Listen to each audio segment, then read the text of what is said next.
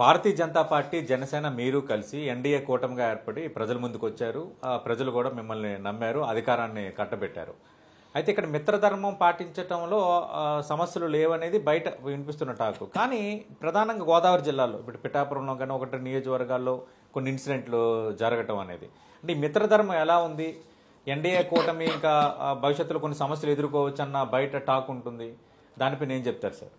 ఇది ఈ కూటమి కలటం వల్ల రాష్ట్రం సేఫ్ జోన్లో ఉంటుందని చెప్పవచ్చు. ఎందుకంటే మోడీ గారి ఆశీస్సులు మెండుగా ఉన్నాయి మన ఆంధ్ర రాష్ట్రం. అవును, ముఖ్యంగా పవన్ కళ్యాణ్ గారు ఆయన కష్టపడుతున్న తీరు కూడా అమోహం. ఆయనకి ప్రతిదీ నేర్చుకుంటూ పూర్తి అవగాహన తెచ్చుకుంటే గానీ ఏది మాట్లాడ్డా ఆయన. జగన్ లాగా మిడిమిడి జ్ఞానంతో ఏది మాట్లాడ్డా ఆయన. ఏది మాట్లాడినా ఏ పని చేసినా పెర్ఫెక్ట్ స్పష్టత క్లారిటీతో మాట్లాడతారు. ఆయన క్లారిటీతోనో చెప్పాడు, అతల పాతాళంలోకి తొక్కుతానని చెప్పి మీ కోట్ల బద్దలు కొడతానని చెప్పారు. అదే వైసీపీ వాళ్ళు గేటు కూడా ముట్టుకోనేమని అన్నారు.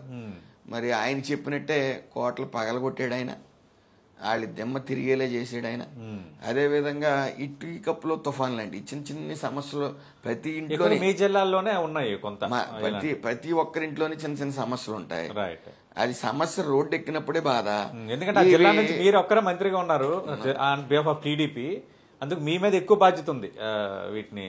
అసలు అందరం మేము ఇటు జనసేన, టీడీపీ, బీజేపీ లక్ష్యం, మా లక్ష్యం ఒకటే, ప్రజలు హ్యాపీగా ఉండాలి. గత 5 ఏళ్ల రాక్షస పాలనలో ఇబ్బంది పడ్డారు అనే నెపంతోనే పనిచేస్తా ఉన్నాం. లోకేష్ గారు ముఖ్యంగా పూర్తి అవగాహనతో, ఆయనకున్న అవగాహన, ప్రతి శాఖ మీద ఆయనకున్న అవగాహన కనీసం 10% కూడా జగన్మోహన్ రెడ్డి ఉంటారు.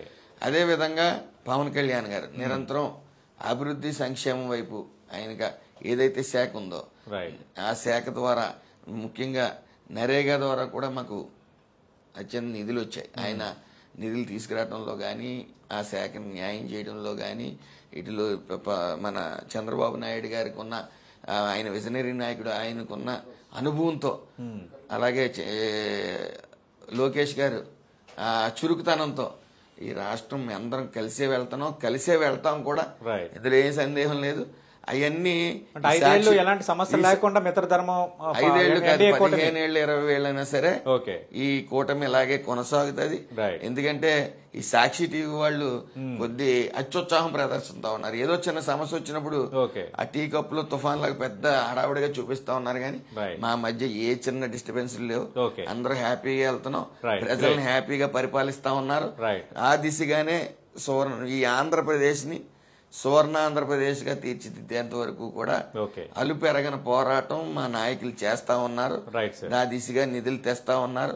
మేము ఖచ్చితంగా చెప్పగలం, రాబోయే కాలంలో ఈ ఆంధ్రప్రదేశ్ సువర్ణాంధ్రప్రదేశ్ గా రూపుదిద్దుతారు. రైట్. ఇంకా ఈ ఏడాది పాలనలో మీరు సాధించిన విజయాలు, అలాగే ఏం సాధించబోతున్నారు అన్న అంశాలని చాలా క్షుణ్ణంగా తెలియజేశారు. మీకు స్పెషల్ థ్యాంక్స్ సార్.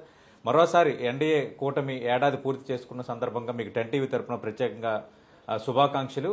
అలాగే స్వర్ణాంధ్ర సాధన దిశగా ఇంకా ఆంధ్రప్రదేశ్ మరింత ముందు, అంటే అక్షర క్రమంలోనే కాదు అభివృద్ధి క్రమంలో కూడా మరింత ముందుకు పోయే దిశగా ఆ క్రతువులు మీరందరూ భాగమైనందుకు ఆ దిశగా ఆంధ్రప్రదేశ్ వెళ్లాలని కూడా 10 టీవీ మనస్ఫూర్తిగా కోరుకుంటుంది.